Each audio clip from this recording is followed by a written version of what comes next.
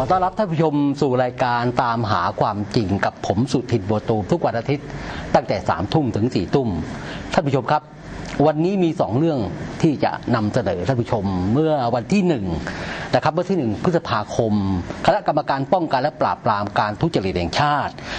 ได้กล่าวโทษนะครับการกระทำความผิดข้อบังคับมารยาททนายความของทีมงานทนายความของนางสาวยิ่งลักษณ์ชินวัตรนายกรัฐมนตรีรักษาการนายกรัฐมนตรีในโครงการรับจำนำข้าวเมื่อวันที่1 พฤษภาคมเวลา 13 นายสรรเสริญ 13 น.นายสรรเสริญพลเกียรติเลขาธิการคณะกรรมการปปช.ในฐานะโฆษกสำนักงานปปช.ได้แถลงผลการพิจารณาของคณะกรรมการปปช.ว่าตามที่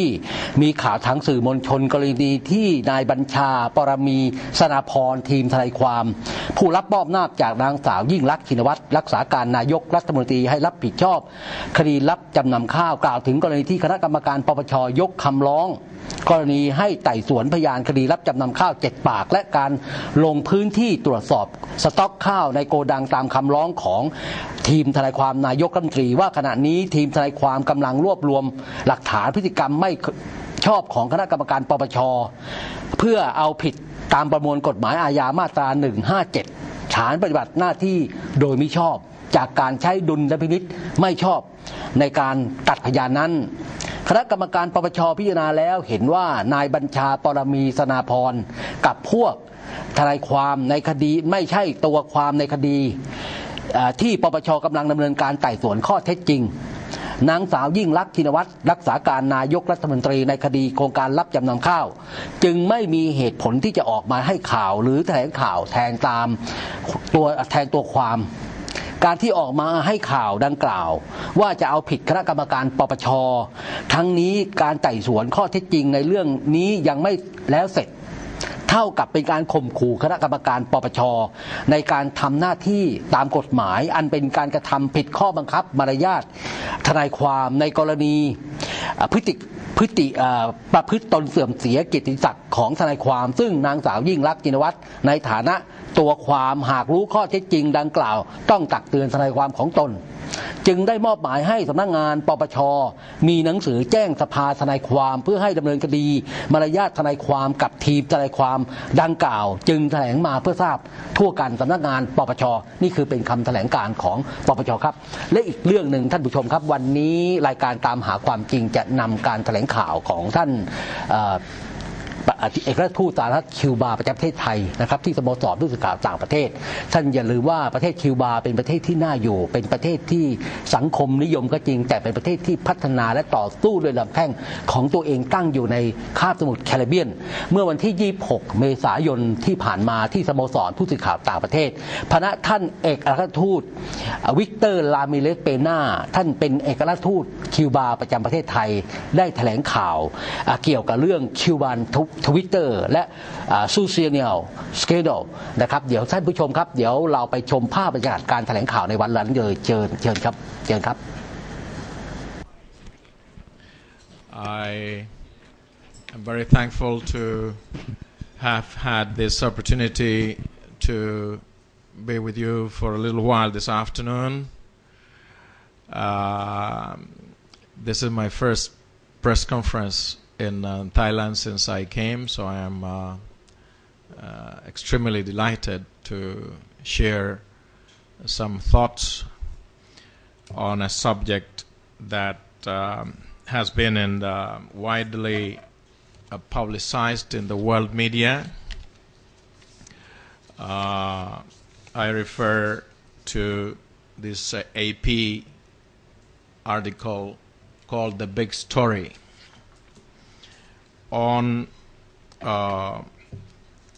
what has been called the Cuban Twitter, code name Zunzuneu. I will be speaking in English directly because I see a number of people here who can speak English, and our friend here will translate into Thai for the Thai-speaking people present here.or the Thai audience.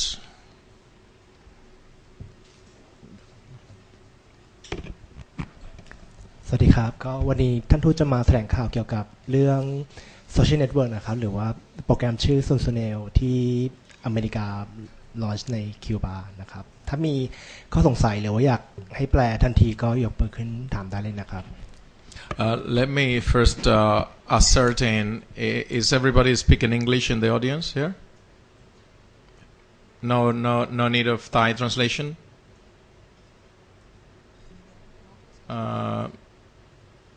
No problem. It's only that translation takes a little more time, but if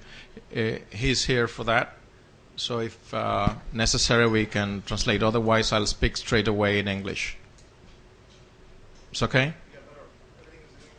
All right, good. So, first thing I want to say is that I haven't come to this press conference. I haven't called the press conference to speak ill of anybody. However, some truths as we see them and some facts is good to put across so that people is fully comprehensively informed of things that have not been told about Zunzunio.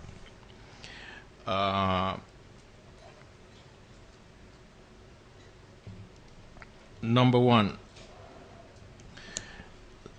subversion against Cuba has been a constant since 1959, and the U.S. has not renounced those plans as the AP program reveals. It has allocated, that is, the government of the U.S. has allocated more than $260 million for projects aimed at creating, organizing, and directing an opposition inside Cuba that, in spite of that expenditure, has not increased much. Second point I would like to underline. The U.S. attempts to exploit, to use social networks against Cuba as part of a design that has been called soft coup, to overthrow governments without having to resort to the use of military forces or before these are used. I will not go to further lengths on that, but I will just mention that this is contained in a Secretary of Defense Circular number 18-01 of 13/11/2010, which describes how subversive operations are to be carried out with the aim of attacking or degrading the moral or political, psychological, economic, or military strength of the adversary. I can go further lengths later on if necessary. I will not tire you out with this. Number three, the destabilizing schemes have already been tested in countries like Syria,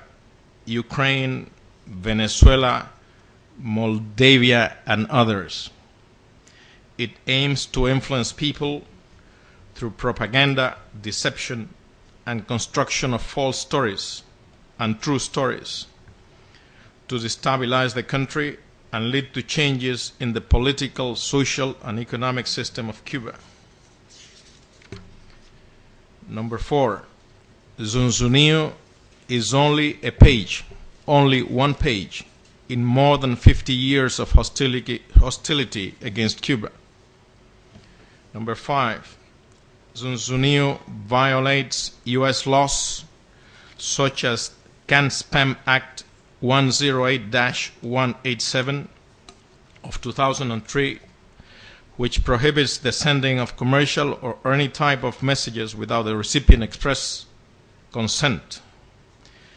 It also violates 11 resolutions of the ITU, International Telecommunications Union.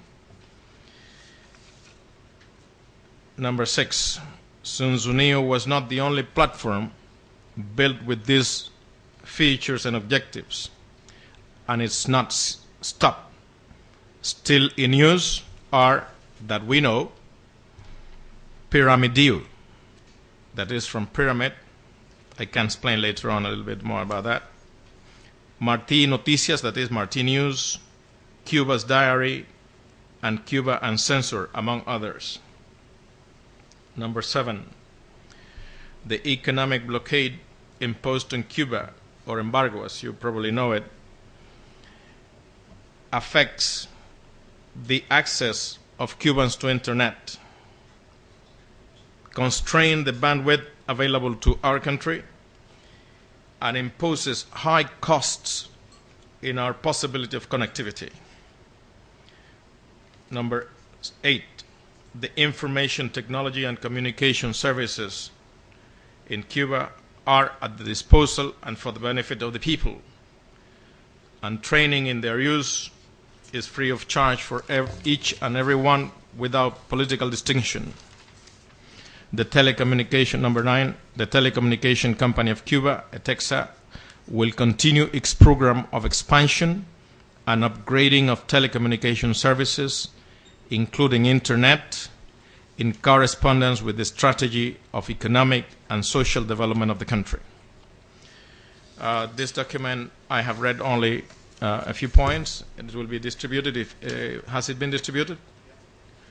So I just wanted to highlight that. And now I am open to questions.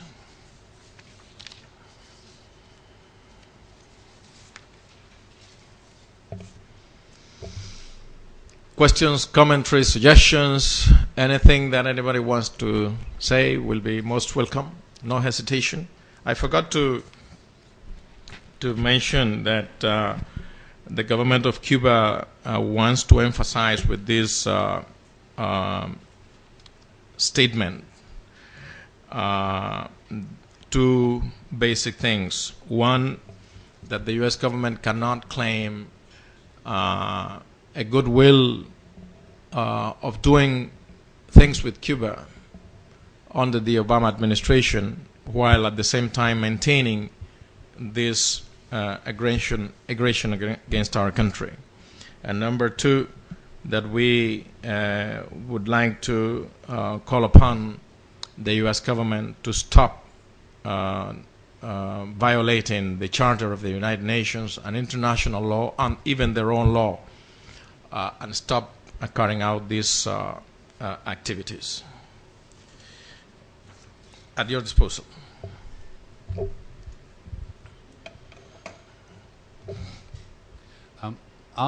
What sort of support, Ambassador, have you had in this particular recent incident? You mentioned this is 50 years it's been going on for. Have you had over this incident from other countries in Latin America? Very good question. I will just by chance I included in my papers here. This is it's in Spanish, unfortunately, but it says, the headline says, Costa Rica is insulted by the USAID operation. And it says that the presidential house of Costa Rica, which is a very close, one of the closest governments in Latin America to the US, says the presidential house, that is the government house, has termed the operation as a great insult on the country. I think the fact that Costa Rica, which is one of the closest governments in the continent, has taken this position reveals in itself the magnitude of rejection that this operation